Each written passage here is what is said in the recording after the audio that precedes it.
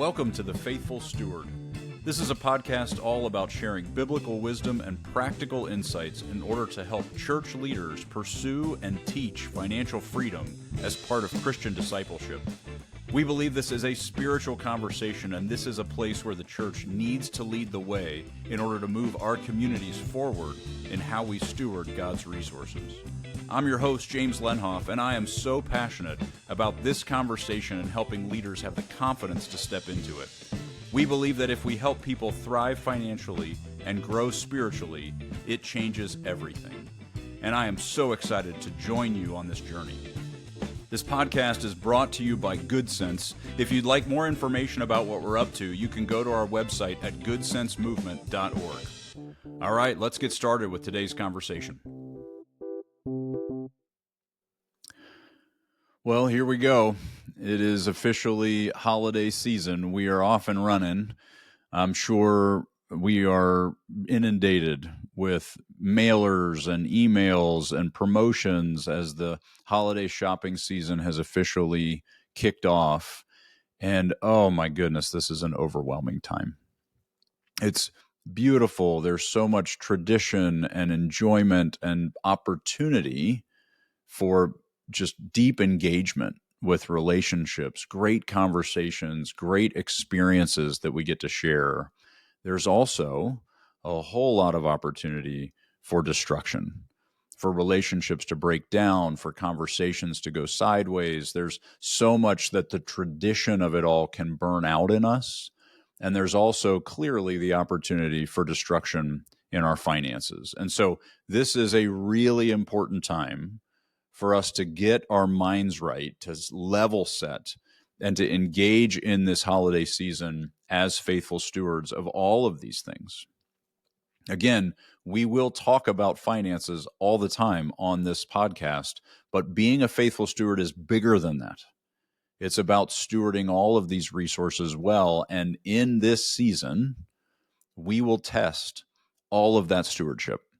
And we just did a podcast where we talked about this idea of stewarding time, and never in the calendar is there a higher challenge to that stewardship than right now.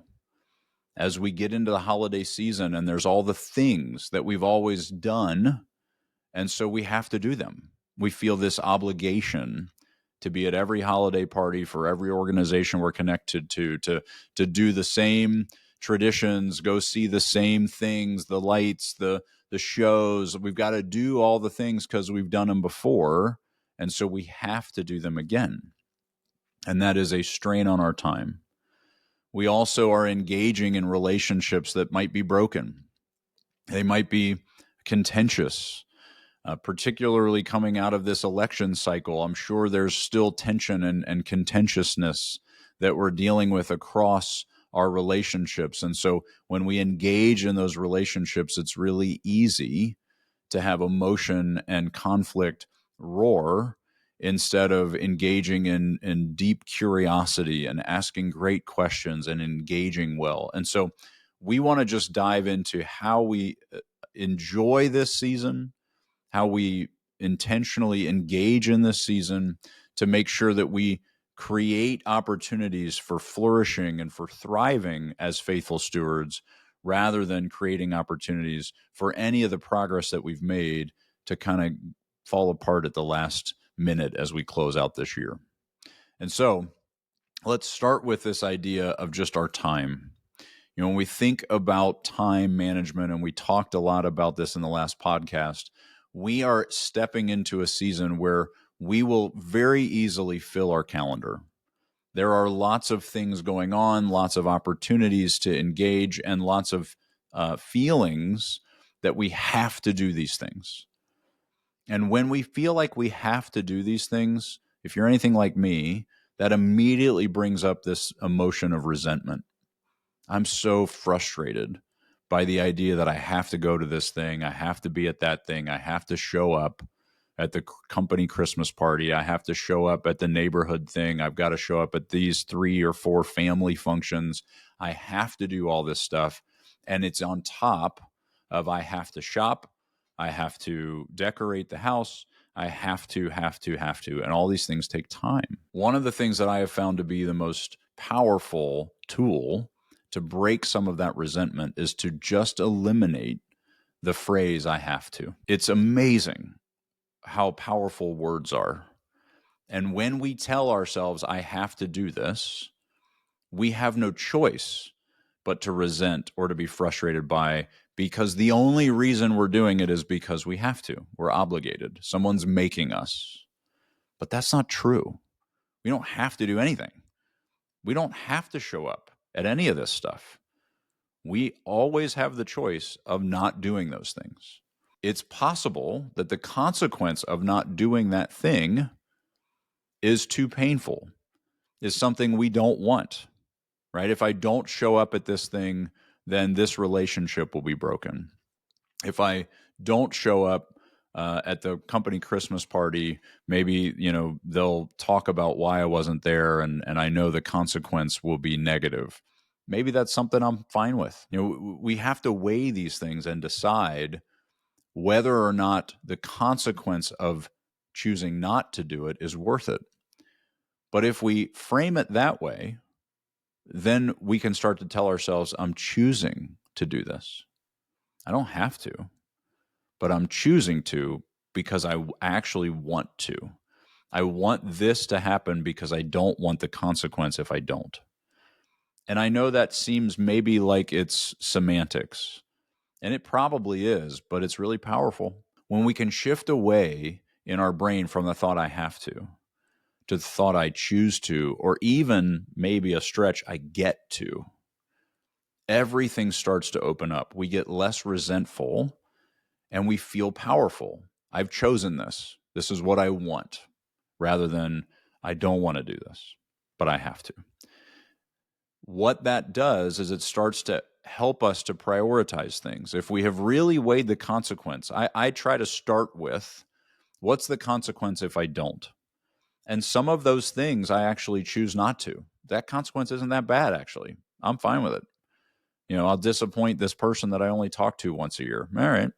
I mean, that's probably worth it, because now I can choose to be present with my wife and my kids. Now I can choose to be present with my parents. Now I can be engaged in these things if I choose not to do this thing that really is only going to make this one person disappointed that I don't care as much about as I do these other people. We need to frame these things so that we can prioritize our time. We choose the things we want to choose, not out of obligation, but out of our own authority to make those decisions for how we're going to use God's time. And that hopefully opens us up to service and engagement in others.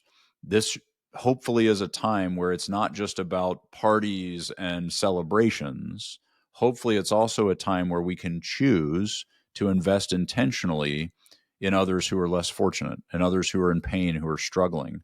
This is a great season to build that muscle, because there's so many opportunities to do that. There's just as many chances to give ourselves away as there are to indulge in our own self-gratification, our own selfishness, our own comfort and pleasure, right?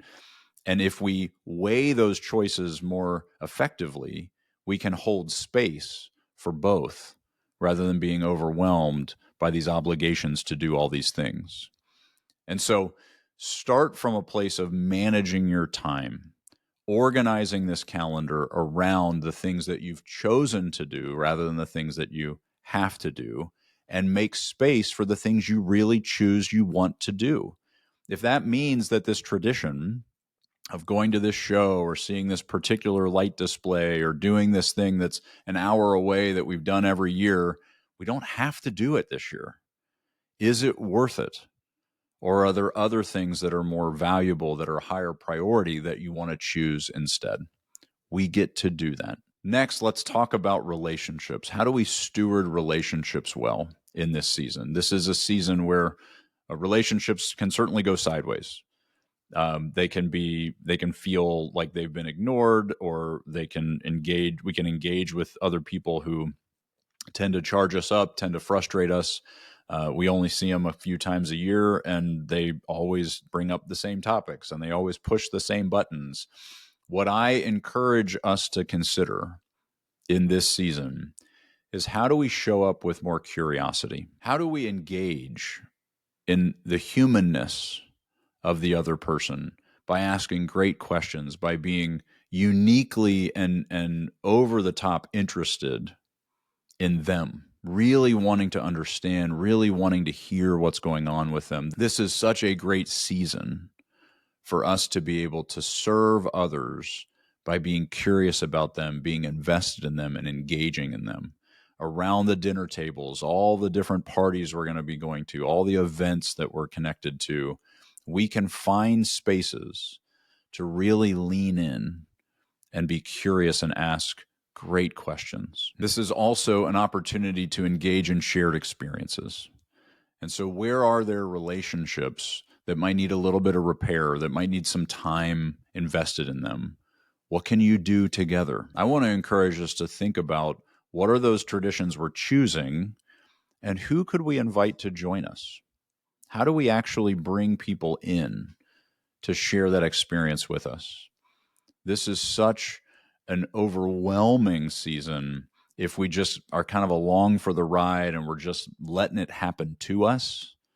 We really want to step into this with intentionality and live this time with some thoughtfulness, some awareness of how this is going to go in the next month or two, rather than just finding out afterwards that we've burned ourselves out, we've broken relationships, we had the same conversations we have every time, we did the same traditions we do every time, even though we didn't enjoy them. Those are the kinds of things we need to break by just having some simple intentionality before that comes along to think it through and choose a different path. So let's talk about finances, because this is a season that wrecks finances maybe more than any other season. This is always a challenge to balance all the priorities, all the demands, all the wants and have-to-haves that we're getting from our kids, all the sense of obligation to buy the perfect gift for every family member that we have, to make sure that we're impressing someone or that we're wowing them. And that generally comes by spending more than we planned on. More often than not, the way that we wow somebody is if we spend more than they expected that we would. And so there's always this pressure to go beyond any boundary we might set for ourselves.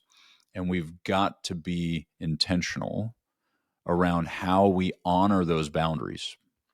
And that means that before the rush, before this holiday shopping season gets its hooks in all of us, before we get completely inundated with all the products and all the newest versions of everything that all comes out right now in order to attract our attention, we need to have designed ahead of time how we're going to spend, what we're going to spend, and who we're going to spend for.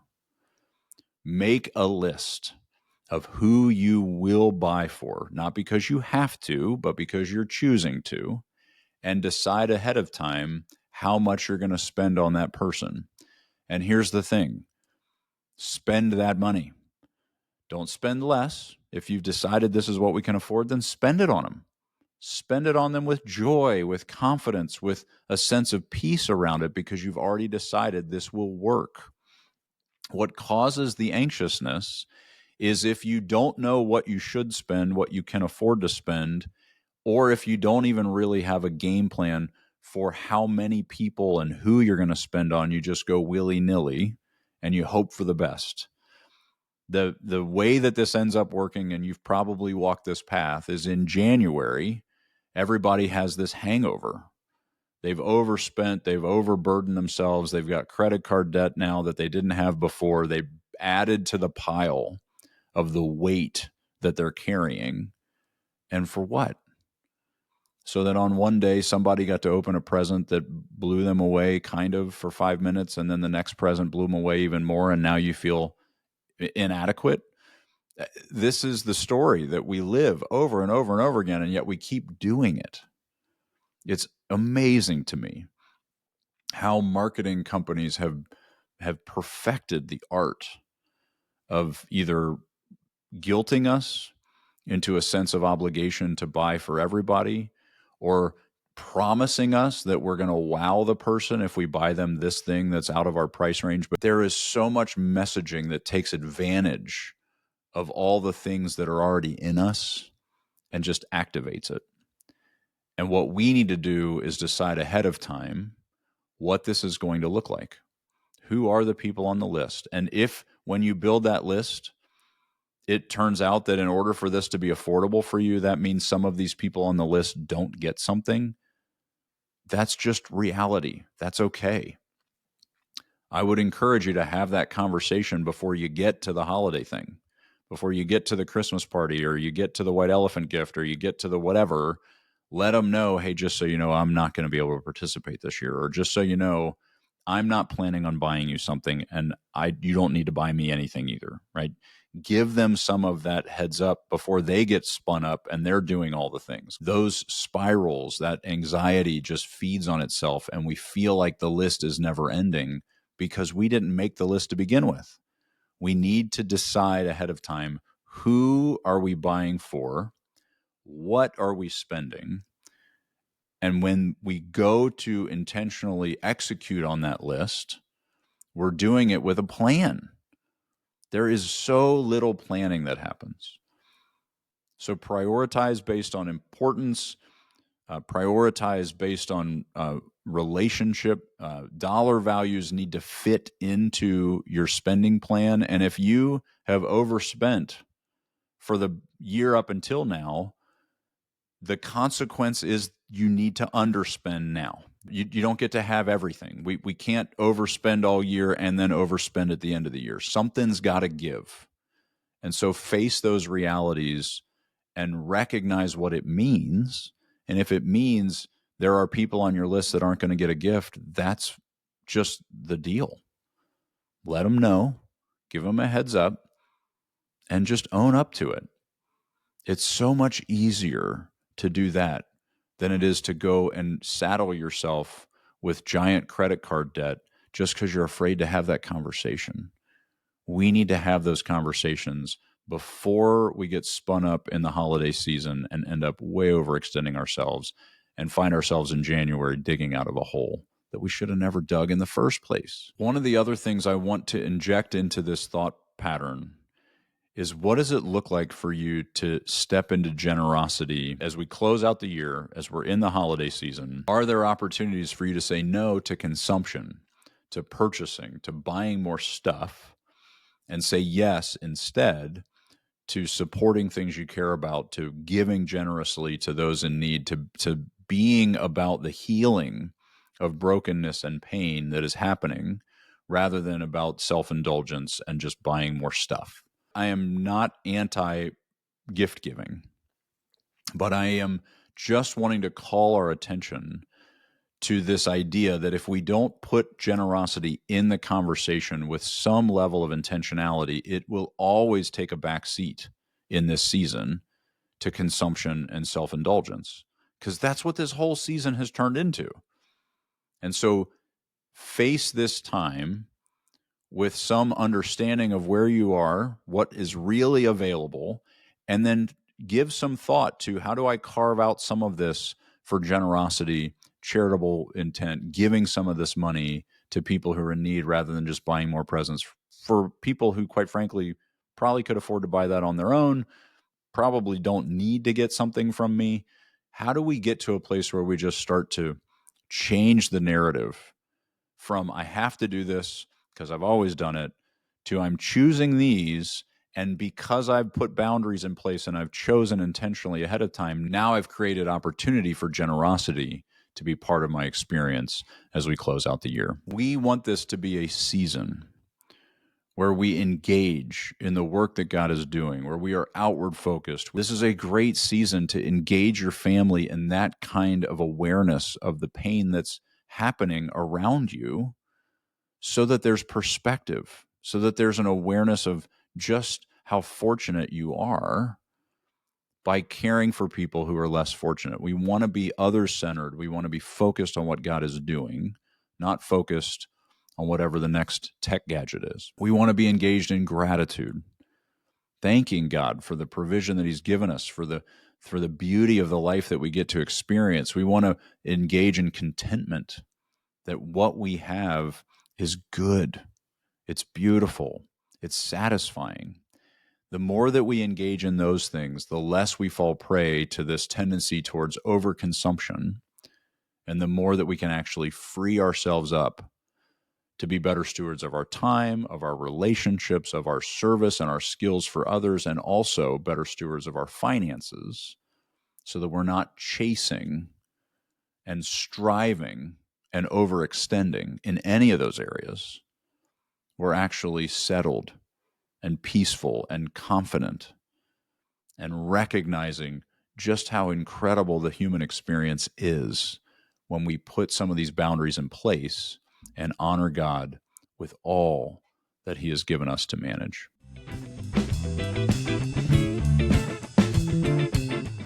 Well, thank you so much for listening to the Faithful Steward podcast. Be sure to check out the show notes for links and other information that we mentioned in today's episode. Also, be sure to check out our website at goodsensemovement.org to get all the resources we offer churches to help equip them in teaching financial stewardship to their community. If you have any questions or any topics you want to make sure we cover on our show, you can email me at jameslenhoff@goodsensemovement.org. I'd love to hear from you.